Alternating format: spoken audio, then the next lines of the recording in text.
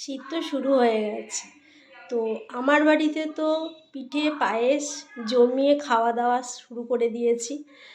সবজি তো চলছেই, ফুলকপি বাঁধাকপি, ঠিক আছে। তার মধ্যে মানে শীত পড়ে গেছে জমিয়ে, আর পিঠে পায়েস হবে না তা তো হয় না।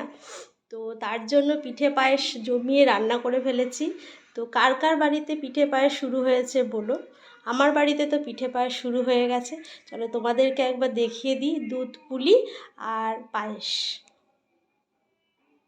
এই যে দুধ পুলি, আর এই যে সাথে রয়েছে পায়েস। তো তোমাদের কার কার হয়েছে? দুধ পুলিটা হচ্ছে আমার মায়ের হাতের বানানো, ভীষণ ফেভারিট, ঠিক আছে। আর পায়েসটা আমি নিজে বানিয়েছি। তো এটা ভেবো না এত অল্প, অনেক বেশি, কারণ আমাদের বাড়িতে পায়েস মিষ্টি খাওয়াটা প্রচুর পরিমাণে হয়।